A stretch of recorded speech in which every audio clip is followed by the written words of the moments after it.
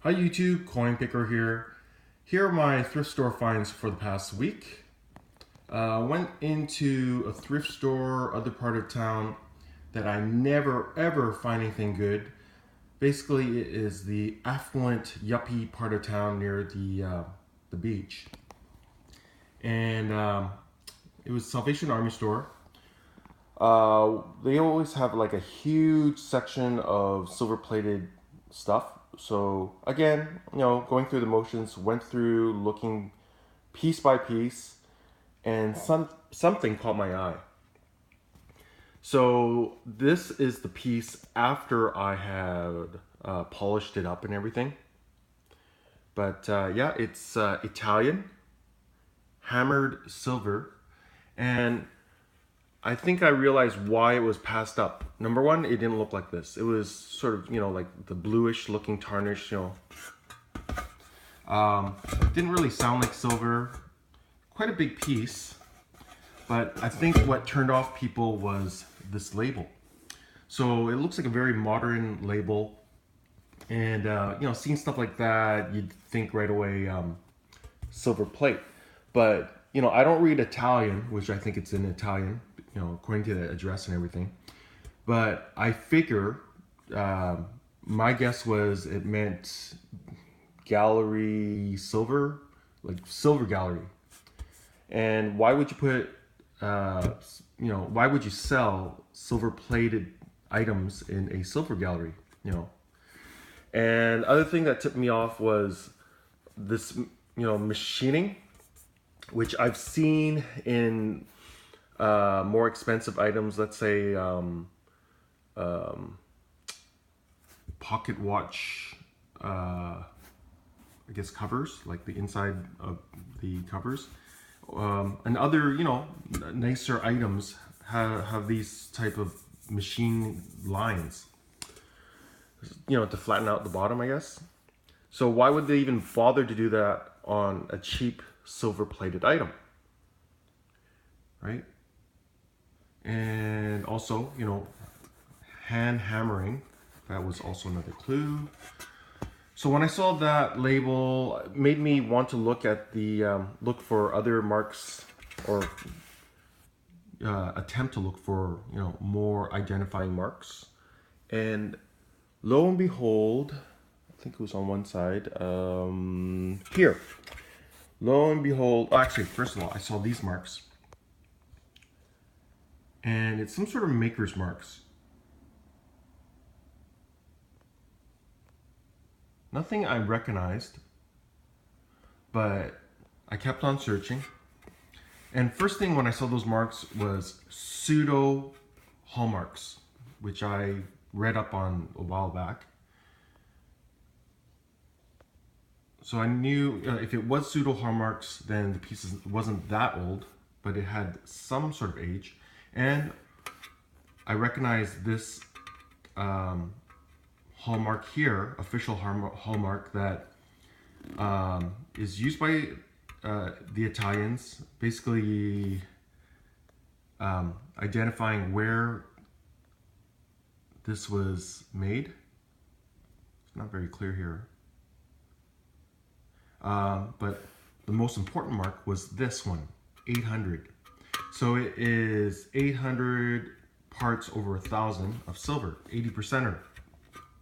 80% silver, and it looks great, but let me just weigh it out for you guys. So it's quite hefty.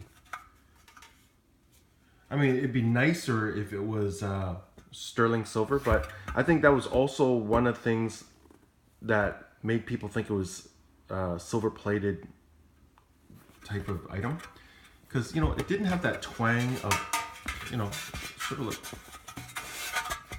didn't have that twang of sterling silver, but I think it's only because it's an 80%er. So I'm gonna put it on the scale, and let's see how much this baby weighs. All right. So it is 319 grams, which I calculated out. It was about basically 10 troy ounces of 80% silver, and that works out to be something like around, I guess like 8 ounces. Well, 80%, 8 ounces, yeah.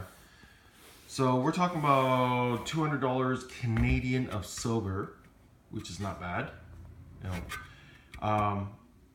And it goes to show you that never write off a place just because, you know, you stereotype it as, oh, the rich, you know, area, you know, type thrift store.